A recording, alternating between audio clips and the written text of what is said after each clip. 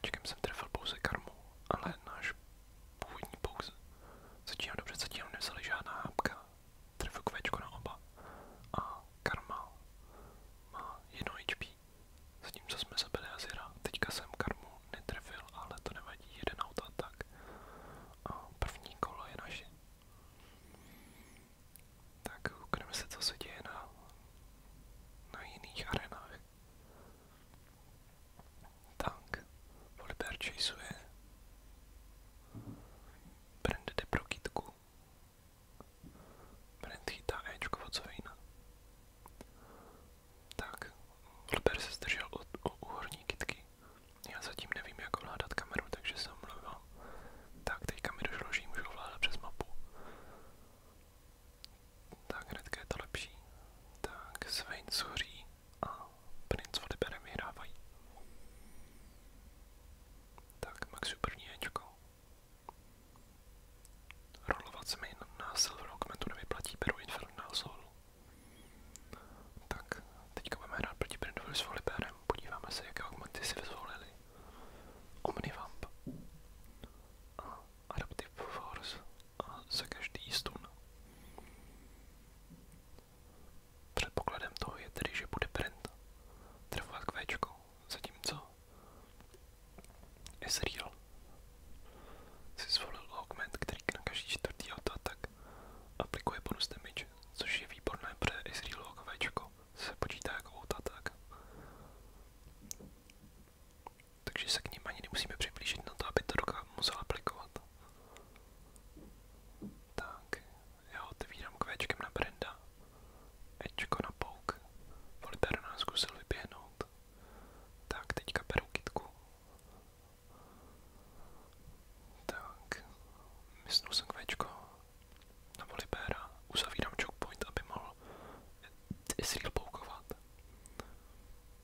Poté co choke point byl otevřen, moje Ečko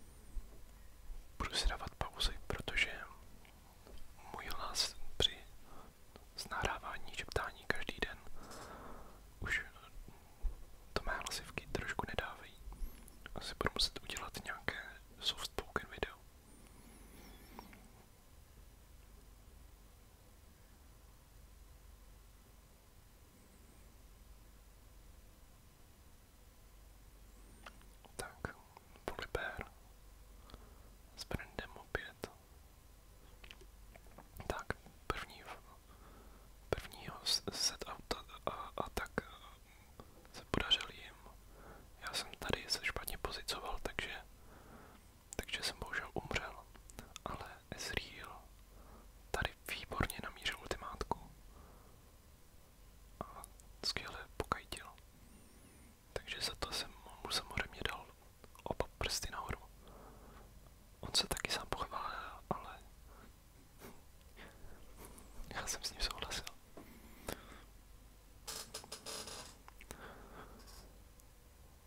To doopravdy zahrál velmi hezky. Tak, tady.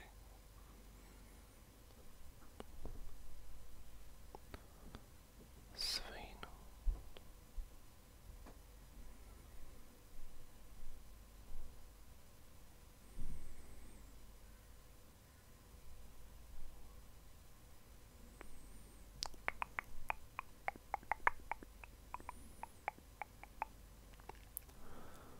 Blue buff a red buff mi nepřijdou adekvátní, protože je nemám, ten red buff nemám jak aplikovat. Tak si beru flash, abych byl mobilnější.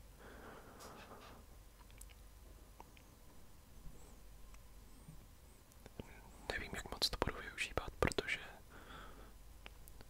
jsme s tím Ezrealem trošku dominantní, ještě jsme neprohráli.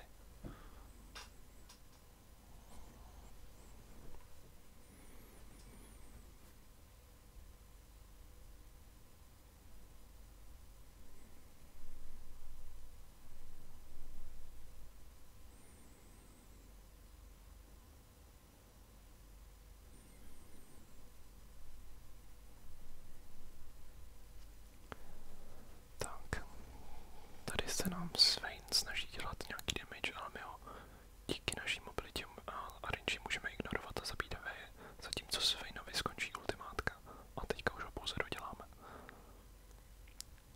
Tak, Ezreal umřel, ale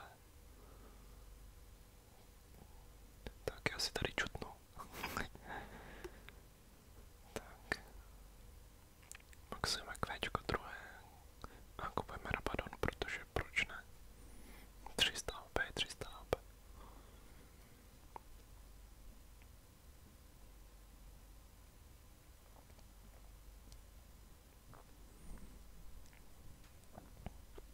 Ezreal si myslí, že protože Manamune, který si koupil, se proměňuje po 2 kolech na Muramanu, že dokud se nepromění, takže budeme oslabeni. Ale já s ním nesouhlasím.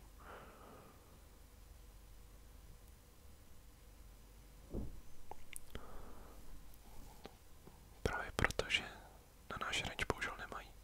Tady jsem dal predict a vyšel mi, ale učko jsem dal moc pozdě. A moc do strany.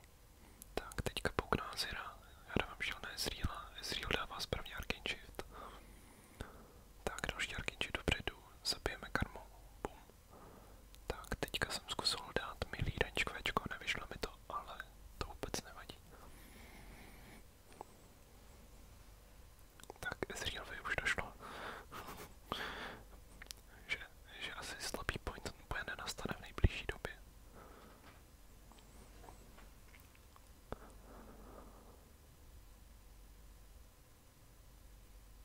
Tak. Tahle přesilovka moc dlouho nevydržela. Volibear vypadá jábka, ale Heavy je sám a hoří.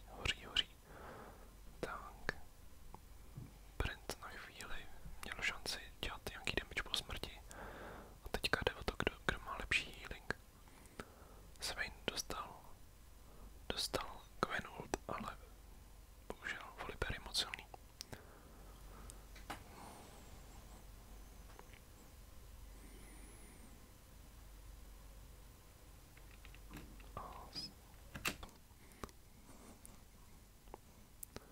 Takže teďka nás čeká Volibear s Brandem.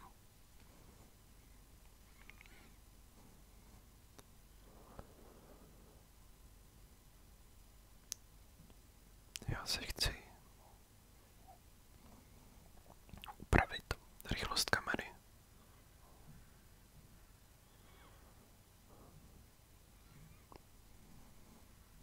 Zkusíme nejdřív 45.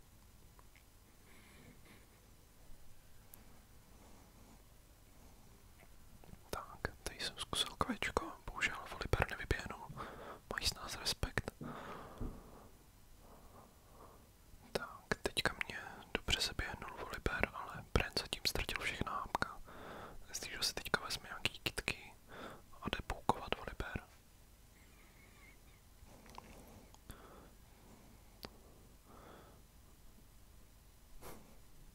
Ku podivu ho utankoval.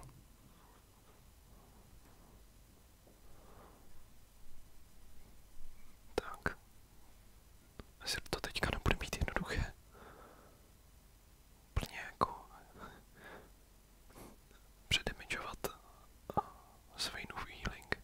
Pro Azira není jednoduchý na to, že je na V2, takže čus.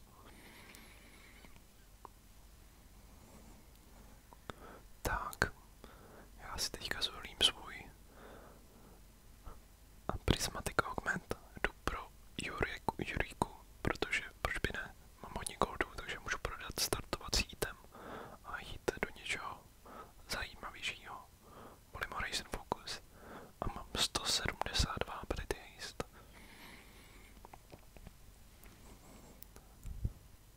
Tak, teďka ale nehrajeme, protože jsme první.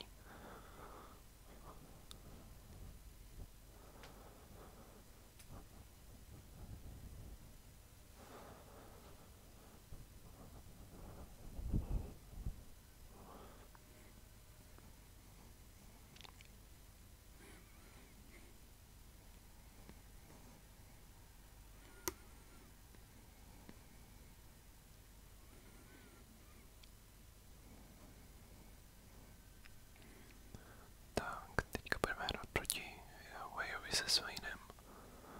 Já si můžu koupit svůj finální item a volím Magic Resist, protože už všichni oponenti dealují primárně Magic Damage. Samozřejmě Volibear nějaký AD má, ale na následující zápas, kdy chceme vyřadit Waye se Swainem, to má velmi se to vyplatí ten item. Tak. Já si tady srknu svůj horkou vodu s medem a citronem, takže si to mutnu.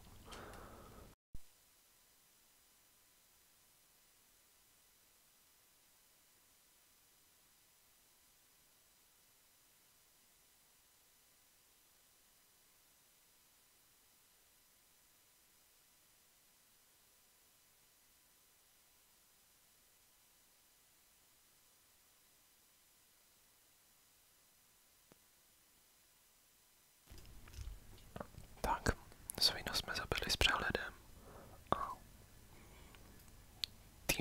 tým je vyřazen a jsme v top 2, takže dostaneme body a budeme postupovat v rankingu aren.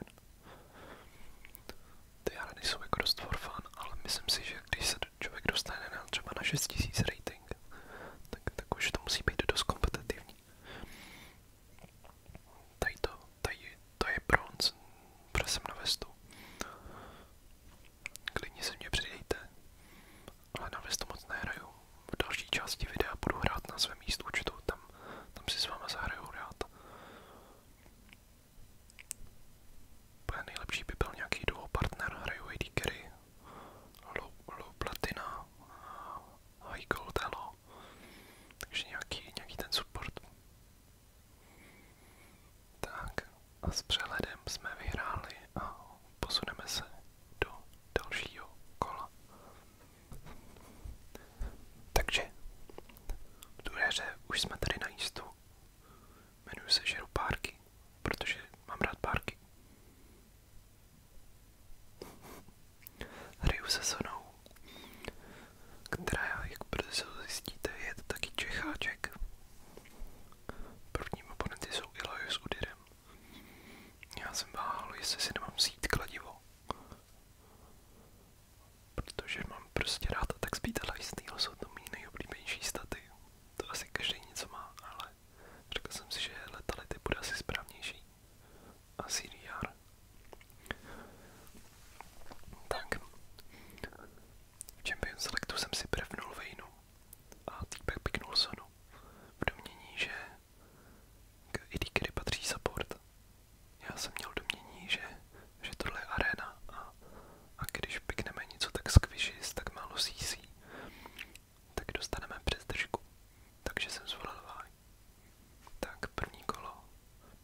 jsme to docela jsem schytal pouk. Schytal jsem kletbu od Ilohy. Takže začátek trošku těžký, teďka zkouším brát kytku. Schytal jsem místo toho dalšíka, padlo. Level 3 sona je level 3 sona, no, takže bohužel nic moc nezmůžeme.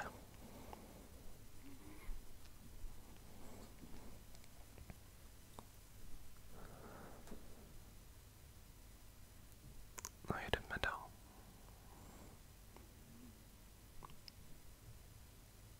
Tak, začínáme hnedka. Prismatic Mente a Sona už nadává. Já mu to hnedka vracím, protože jsem piknul správnýho čempa. Takže mu odepíšu nevhodně. Já doopravdy bych si měl nechat nějaký věci líbit, ale bohužel pak se vypnu chat. Takže začínáme s Center of the Universe. Což je vlastně artefakt pozůstatek starého Aureliona Sola.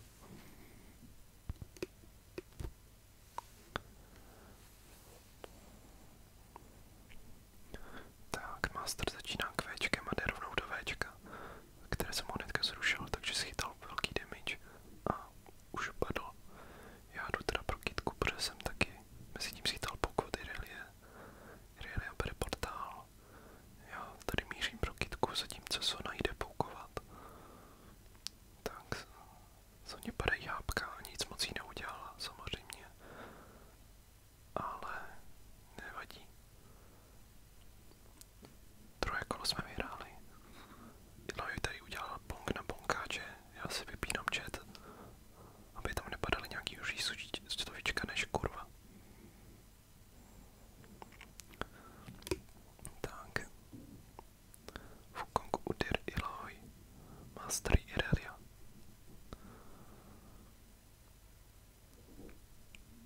To jsou jasný plated steel caps. Tak, úplně jsem se nestihl kouknout na ty augmenty.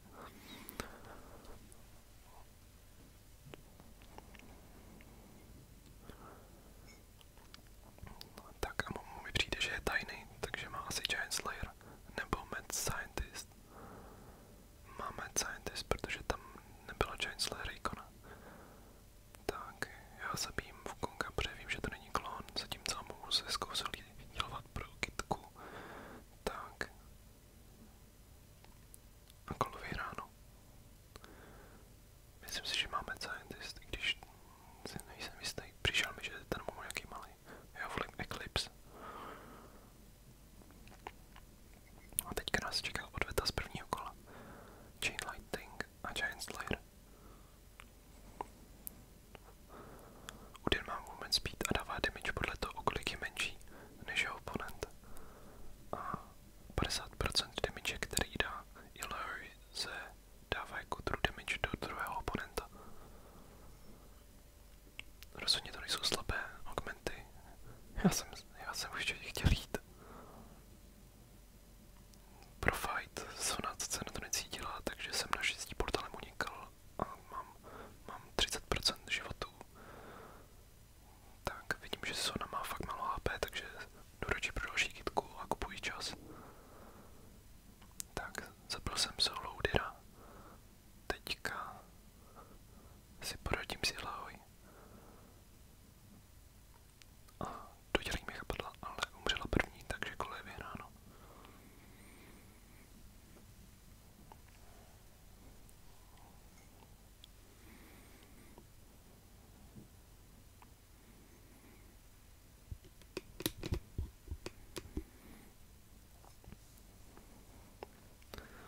Tak, tady nevím, co byla skutečná správná možnost. Určitě ne Parasitic Relationship, ale možná jsem měl jít pro auto-refresh základních abilit, ale jelikož Vi má onit efekt na Včku, tak jsem si řekl, že si udělám radost. Jako AD Carry main mám prostě slabost pro onit efekty. A toto má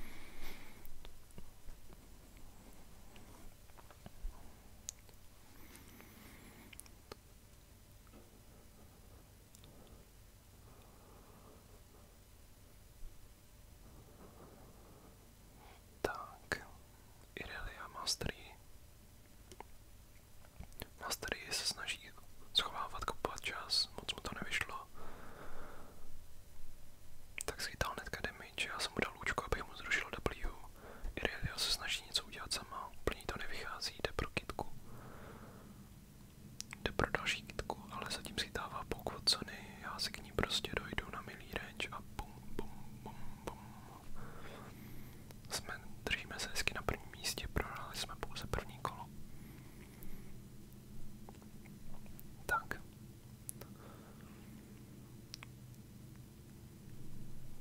Opět se mi nechce double cleaveru, takže volím Strike Gauge.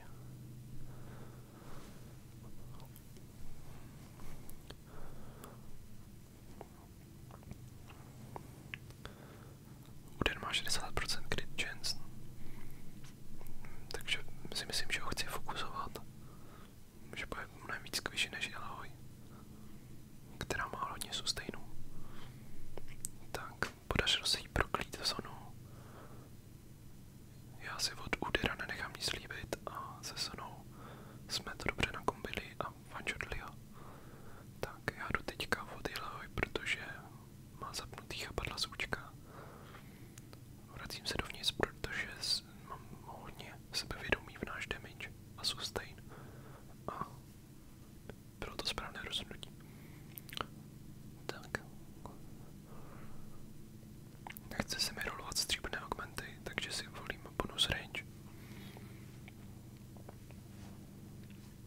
Jakož dvě ability, které používám, jsou dělané na autoataky, tak si nemyslím, že to je špatné a mé edgeko by mě snad mělo i prodlužovat a range, takže ten autoatak by měl být velmi na dálku.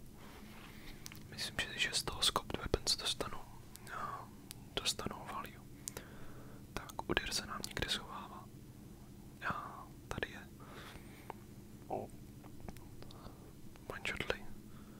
Manchotli má strají. A já se taky moc na nic nezmohla. Tak jsme v top 2. Tady už je to vyšší, ale tady už jsem těsně pod gladiátorem. Ale v uvozovkách jelo. Netuším, jak ten matchmaking funguje v té aréně. Myslím si, že priorita by to bylo maximálně fair. Tam asi nebyla. Nevím. Tak koupil jsem si anti-healing. A rozhodl jsem se to vrátit, protože hrajeme proti dvou auto-attacking a AD champům. Takže z Stormailu dostanu dostatečný value. A nemyslím si, že nám chybí damage. Tak, puknul se mi tam kempang, musím si otevřít job. Tak. A vůbec se jí nebojím. Bum, bum, bum. Vidím, že pálím Udira. Tak vyběhne. Já ho hnedka zahultím, protože to hraje na Glass Cannon. Tak, popneme mu GA. Já se jdu vyhýžovat přes kikutku, dám kvéčko, protože mi kitka vrátí cooldowny. Jdu na Udira. Bum, bum, bum. A kolo vyhráno. Tak, finální item.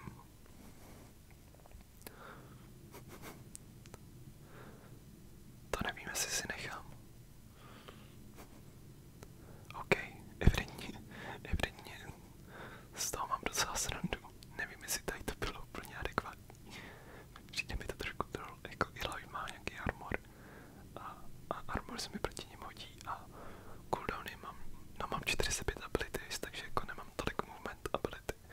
Ale prostě jsem to cítil. Tak, dostal jsem jako ult, to asi ani nepoužiju. Tak, teďka moje Ečko, no, byl tam bonus range, našli jsme Udira, já ho hnedka udím a je mrtvej. Magic resist a Eloy nepomůže a kolo je vyhráno. Tak, tady video asi